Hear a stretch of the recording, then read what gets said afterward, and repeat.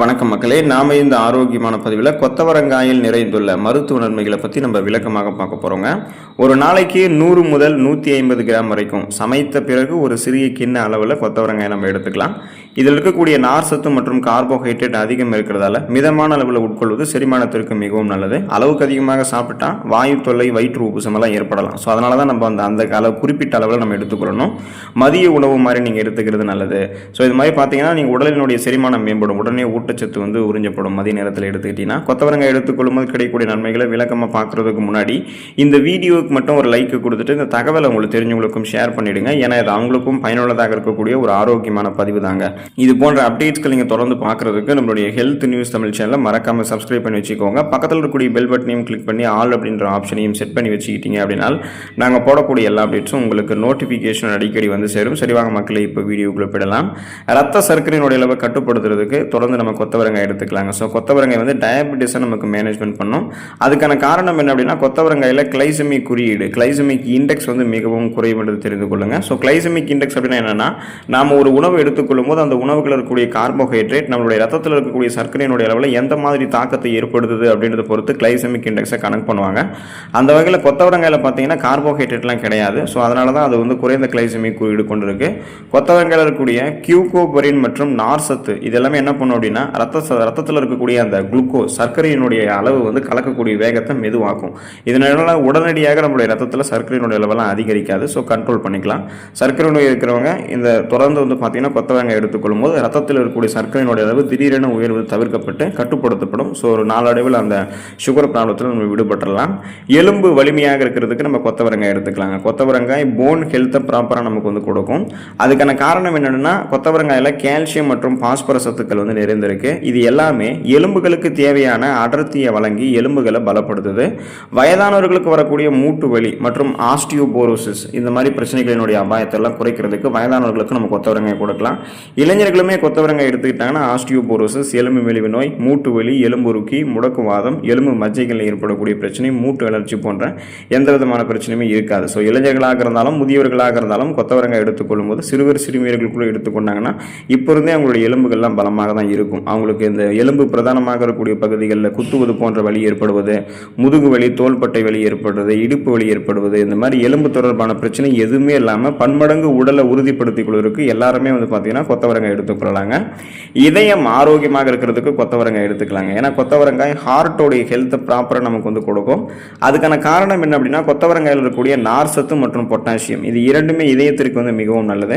நார் சத்து என்ன பண்ணும் அப்படின்னா நம்மளுடைய ரத்தத்தில் இருக்கக்கூடிய கெட்ட கொழுப்பு எல்டிஎல் அப்படின்னு சொல்லக்கூடிய அந்த கொலஸ்ட்ராலோடைய அளவை குறைக்கிறதுக்கு ஹெல்ப் பண்ணுது. இதனால ரத்த நாளங்களில் எந்த விதமான கெட்ட கொழுப்பு படிவுகளும் இருக்காது. படிந்திருந்தாலுமே அதை வெளியேற்றிக் கொள்ளலாம். அப்போ போதுமான அளவுக்கு கொழுப்பு படிவுகள் இல்லாமல் ரத்த ஓட்டம் தங்கு தடை இல்லாமல் இதயத்துக்கு செல்ல ஆரம்பிக்கும்.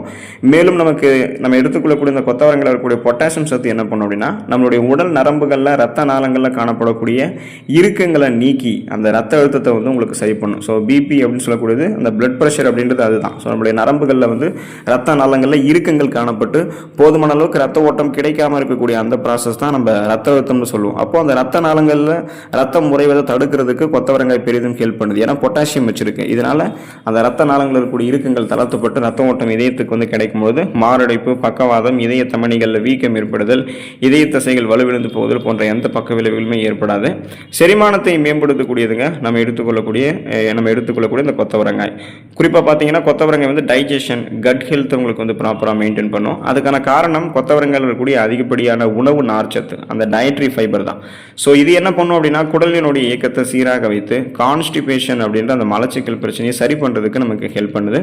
வயிற்றை சுத்தமாக வைக்கிறதுக்கும் குடலில் இருக்கக்கூடிய நச்சுக்களை வெளியேற்றுவதற்கும் இது மிகவும் பயனுள்ளது அப்படின்றது தெரிந்து கொள்ளுங்க. ஸோ குறிப்பாக பார்த்தீங்க அப்படின்னா உங்களுக்கு அந்த செரிமானம் தொடர்பான பிரச்சனைகள்லாம் இருக்கவே இருக்காது. இப்போ செரிமானம் தொடர்பான பிரச்சனைகள் நமக்கு அடிக்கடி ஏற்படுவதற்கான காரணம் என்னன்னா நீர் சத்தும் நார் சத்தும் குறைவாக இருக்கக்கூடிய உணவுகள் நம்ம அடிக்கடி எடுத்துக்கிறதால தான். இதுவே நீங்கள் கொத்தவரங்காய் எடுத்துக்கிட்டீங்கன்னா அந்த நார் சத்தெல்லாம் உங்களுக்கு வளமான அளவில் கிடைக்கிறதால செரிமானம் எளிமையாகவே நடக்கும். அப்புறம் ஊட்டச்சத்துக்கள் உறிஞ்சப்பட்டதுக்கப்புறம் மீதம் இருக்கக்கூடிய கழிவுகள் குடல்கள்லேருந்து வெளியேற்றப்பட்டு விட்டு ஒட்டுமொத்த செரிமான மண்டலமே ஆரோக்கியமாக உங்களுக்கு வந்து இருக்கும். ரத்த ஓட்டத்தை வந்து சீராக்குறதுக்கு, அனிமியா என்று சொல்லக்கூடிய ரத்த சோகை பிரச்சனையை வந்து குணப்படுத்தி மீண்டும் வராமல் தடுக்கிறதுக்கு எல்லாமே தொடர்ந்து நம்ம என்ன பண்ணலாம் அப்படின்னா கொத்தவரங்காய் எடுத்துக்கலாங்க. ஸோ பிளட் சர்க்குலேஷன் உங்களுக்கு வந்து ப்ராப்பராக இருக்கும். அதுக்கான காரணம் என்ன அப்படின்னா கொத்தவரங்காயில் இருக்கக்கூடிய இரும்பு சத்து மற்றும் ஆக்சிஜனேற்றிகள் இது வந்து உடலினுடைய பல்வேறு பகுதிகளுக்கு ஹீமோகுளோபினுடைய அளவு கொண்டு ஆக்சிஜன் கலந்த ரத்த ஓட்டத்தை சீராக செல்வதற்கு உதவி பண்ணுது. ஒருவேளை அந்த ஹீமோகுளோபினுடைய எண்ணிக்கை குறைஞ்சு போயிடுச்சு அப்படின்னா ஆக்சிஜன் சப்ளை நம்மளுடைய உடல் உறுப்புகளுக்கு போதுமான அளவுக்கு கிடைக்காதால ரத்த சோகை அப்படின்ற அந்த நோய்களுக்கான அறிகுறிகளான மயக்கம், தலைவலி, குமட்டல், வாந்தி, உடல் சோர்வு, உடல் பலவீனம், உடல் கடுமையாக வலிக்கிறது, கவனமின்மை ஏற்படுறது, இந்த மாதிரியான அறிகுறிகளை நமக்கு தென்பட ஆரம்பிக்கும். அப்போ இந்த மாதிரி இருக்கக்கூடாது, நம்ம சுறுசுறுப்பாக இயங்கணும் அப்படின்னா ஆகையால நம்ம இந்த மாதிரி இருக்கக்கூடாது, நம்ம சுறுசுறுப்பாக இருக்கணும் அப்படின்னா நம்ம இரும்பு சத்து நிறைந்திருக்கக்கூடிய ஆக்சிஜனேற்றிகள் நிறைந்திருக்கக்கூடிய உணவுப் பொருளை எடுத்துக்கணும். ஸோ நீங்கள் என்ன பண்ணுறீங்க அப்படின்னா கொத்தவரங்காய் எடுத்துக்கொள்ளும் போது இரும்பு சத்து பெற்றுக்கொள்ளலாம், குறைந்த ரத்த சிகப்பு அணுக்களினுடைய எண்ணிக்கையை அதிகப்படுத்திக்கலாம். அப்போ ரத்த புரதமான ஹீமோகுளோபினும் ஆட்டோமேட்டிக்காக உங்களுக்கு அதிகமாகிடும். ஸோ போதுமான அளவுக்கு ஆக்சிஜன் சப்ளை இருக்கிறதால நீங்கள் சுறுசுறுப்பாகவே இயங்குவீங்க. அதுக்காக தான் அந்த பிளட் சர்க்குலேஷன் ரத்த ஓட்டம் சீராக இருக்கிறதுக்கு, ரத்த அணுக்கள் முறையான அளவில் இருக்கிறதுக்கு எல்லாமே நீங்கள் தொடர்ந்து கொத்தவரங்காய் வந்து எடுத்துக்கொள்ளலாங்க. உங்களுடைய உடல் எடையை எந்த விதமான பக்க விளைவுகளும் இல்லாமல் ஆரோக்கியமான முறையில் குறைக்கிறதுக்கு கொத்தவரங்காய் ஹெல்ப் பண்ணும். ஸோ வெயிட் லாஸ் வந்து உங்களுக்கு வந்து ப்ராப்பராக மெயின்டைன் ஆகும். அதுக்கான காரணம் என்னென்னா கொத்தவரங்காயில் கலோரிகள் மிகவும் குறைவு, ஃபைபர் என்று சொல்லக்கூடிய நார் சத்து மிக அதிகமாக இருக்குது. ஏன்னா இப்போ நம்மளுடைய உடல் எடையை குறைக்கணும் அப்படின்னாலே நம்ம அதிக கலோரிகள் நிறைந்துள்ள உணவுகளை எல்லாம் எடுத்துக்கொள்ளக்கூடாது. அப்படி எடுத்துக்கிட்டோம்னா உடல் எடை வந்து அதிகரிக்கப்படுமே தவிர குறையாது. அப்போ நம்ம எடுத்துக்கொள்ளக்கூடிய உணவுகள் எப்படி இருக்கணும் அப்படின்னா கொத்தவரங்காய் போன்ற பசியை கட்டுப்படுத்தி வெயிட் லாஸ் பண்ணக்கூடிய உணவுகளாக தான் இருக்கணும். ஸோ இப்போ நீங்கள் கொத்தவரங்காய் எடுத்துக்கொள்ளும் போது இதுவே வயிறு நிரம்பிய ஒரு உணர்வு உங்களுக்கு வந்து கொடுக்கும். உணவுகளை சாப்பிட்டு முடிச்சு ஒரு சாட்டிஸ்ஃபைடான ஃபீலை கொடுக்கறதால அடிக்கடி உணவு உட்கொள்ளக்கூடிய அந்த ஆர்வம் வந்து குறைக்கப்படும். அதாவது பசி கண்ட்ரோல் ஆகிடும். இதனாலேயே நீங்கள் அதிக கலோரிகள் இருக்கக்கூடிய உணவுகளை எல்லாம் எடுத்துக்கொண்டு வெயிட்டை இன்னும் அதிகப்படுத்திக்க மாட்டீங்க. அதை முதல்ல ஸ்டாப் பண்ணிடுவீங்க. அப்புறம் ஏற்கனவே நம்மளுடைய உடலில் இருக்கக்கூடிய கொழுப்பு படிவுகள் அதெல்லாமே உங்களுக்கு வந்து அகற்றப்பட்டு தொப்பை போன்ற அமைப்பெல்லாம் குறைக்கப்பட்டுவிடும். ஏன்னா தேவையில்லாத கொலஸ்ட்ரால்ஸ் எல்லாம் எனர்ஜியாக கன்வெர்ட் ஆகி எரிக்கப்பட்டுரும். ஸோ கொத்தவரங்காய் சாப்பிடும்போது வெயிட் லாஸ் அப்படின்றது ப்ராப்பராக நமக்கு வந்து கிடைக்க ஆரம்பிக்கும். நோய் எதிர்ப்பு சக்தி திறனை அதிகப்படுத்துறதுக்கு நம்ம கொத்தவரங்காய் எடுத்துக்கலாங்க. ஏன்னா கொத்தவரங்காய் வந்து இம்யூனிட்டி அதை வந்து நமக்கு பூஸ்டப் பண்ணும். அதுக்கான காரணம் என்ன அப்படின்னா கொத்தவரங்காயில் விட்டமின் ஏ, விட்டமின் சி மற்றும் பல்வேறு ஆன்டி ஆக்சிடென்ட்கள் வந்து நிறைந்திருக்கு. இது உடலினுடைய நோய் எதிர்ப்பு சக்தி திறனை வந்து வலுப்படுத்தி கிருமி தொற்றுகள் மற்றும் பருவகால நோய்கள் வந்து நம்மளுடைய உடலை பாதுகாக்கிறதுக்கு ஹெல்ப் பண்ணுது. அதாவது நமக்கு இருக்கக்கூடிய சாதாரணமான நோய்களான சளி, காய்ச்சல், இருமல், தலைவலியுமே நமக்கு வந்து குணப்படுத்தி மீண்டும் வராமல் தடுக்குது. ஒரு புதுவிதமான ஒரு நோய் கிருமி நம்மளுடைய நோய் எதிர்ப்பு தடை காப்பு மண்டலத்தை எதிர்த்து நமக்கு வந்து நோய் ஏற்படுத்துமா அப்படின்னு கேட்டீங்கன்னா ஏற்படுத்தாத வண்ணம் நம்முடைய நோய் எதிர்ப்பு மண்டலத்தை வலுப்படுத்துறதுக்கு கொத்தவரங்காய் நமக்கு ஹெல்ப் பண்ணும். சரும ஆரோக்கியத்திற்கு மேம்படுத்துறதுக்கு, சரும ஆரோக்கியத்தை உங்களுக்கு வந்து பராமரிக்கிறதுக்கு எல்லாமே நீங்கள் கொத்தவரங்காய் எடுத்துக்கலாம். ஸ்கின் ஹெல்த் வந்து உங்களுக்கு ப்ராப்பராக மெயின்டைன் ஆகும். அதுக்கான காரணம் என்ன அப்படின்னா கொத்தவரங்காயில் இருக்கக்கூடிய விட்டமின்கள் மற்றும் தாதுக்கள் சருமத்திற்கு இயற்கையான பொலிவை வந்து கொடுக்குதுங்க. ஆன்டி ஆக்சிடென்ட்கள் உங்களுடைய உடலில் இருக்கக்கூடிய நச்சுக்களை வெளியேற்றி சரும செல்கள் சேதமடைவதை தடுத்து இளமையை பாதுகாக்கிறதுக்கும் உங்களுக்கு உதவி பண்ணும். இதனால் பார்த்தீங்கன்னா கொத்தவரங்காயில் வந்து உயிர் சத்துக்கள் இருக்கிறதெல்லாம் சருமத்தில் இருக்கக்கூடிய டெட் செல்ஸ், அந்த இறந்த செல்கள், அழுக்குகள், கழிவுகள், கிருமிகள் இது அத்தனையுமே உங்களுக்கு வந்து வெளியேற்றப்பட்டு அந்த சருமத்தில் கொலாஜன் உற்பத்தி வந்து மேம்படுத்தப்படும். ஸோ இதனால் பார்த்தீங்கன்னா மின்னக்கூடிய பளபளப்பான மிருதுவான சருமத்தை கொத்தவரங்காய் உங்களுக்கு வந்து கொடுக்கும்.